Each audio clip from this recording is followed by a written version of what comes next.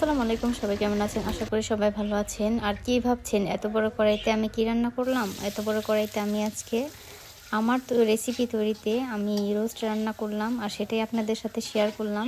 তো প্রথমে আমি কড়াইতে তেল আর পেঁয়াজ দিয়ে নিচ্ছি। এখন একটু লবণ দিয়ে ভালো মতো এটাকে নেড়ে চেড়ে নেব। দেখতেই পাচ্ছেন আমি লবণগুলো দিয়ে দিচ্ছি। লবণটা দেওয়ার কারণ হচ্ছে পেঁয়াজটা তাড়াতাড়ি ভাজা হয়ে যাবে। এখন আমি এখানে জিরা বাটা, আদা বাটা এগুলো দিয়ে দিব। ভিডিওর মাঝে আমি যে বলে রেখেছিলাম মুরগি, সেই মুরগিগুলো আমি প্রথমে ভেজে নিয়েছি। এখানে গরম মশলার গুঁড়া সামান্য পরিমাণ যতটুকু লাগে আমি দিয়ে দিয়েছি, আর অল্প পরিমাণে পানি দিয়েছি যাতে এটা কড়াইয়ের সাথে লেগে না যায় বা পুড়ে না যায়। তো আলতো হাতে নেড়ে দিচ্ছি। তো এখানে আমি কিছুটা কাঁচামরিচ দিয়ে দিয়েছি, গোটা কাঁচামরিচটা আমি ফালি করে নিই, পুরোটাই দিয়ে দিয়েছি। তো বেশ কিছুক্ষণ নাড়াচাড়া করার পর এখন আমি এখানে টক দই দিয়ে দিব। তো টক দইটা গলানোর মতন সময় আমার কাছে ছিল না, তাই বরফ সহ দিয়ে দিয়েছি। আর দিয়েছি বাদাম বাটা। সাধারণত আমরা যে বাদামটা খাই সেই বাদামটাই আমরা দিয়ে দিয়েছি বেটে। আর পরিমাণ মতো দুধ দিয়ে দিলাম। এখন আলতো করে নেড়েচেড়ে মিশিয়ে নেব। তো রোস্টের আসল মজাই হচ্ছে টক দই। টক দই যদি না দেওয়া হয় তাহলে রোস্টের ফ্লেভার কোনোটাই ভালো লাগে না। তো সাথে আমি এখানে টমেটো সস দিয়ে দিচ্ছি। তো যে কোনো ব্র্যান্ডের টমেটো সস আপনারা দিয়ে দিতে পারেন। টমেটো সস আমার যতটুকু দরকার ছিল ঠিক আমি ততটুকু পরিমাণই ইউজ করেছি।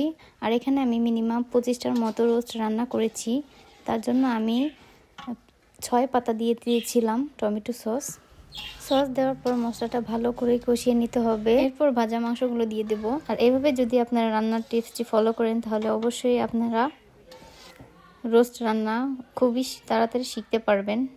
তো এটা কোনো কঠিন কিছু না, যে কোনো কাজই করতে গেলে প্রথমে একটু কঠিন লাগবেই, সেটা নিয়ে কোনো ঘাবড়ানোর কোনো দরকারই নাই।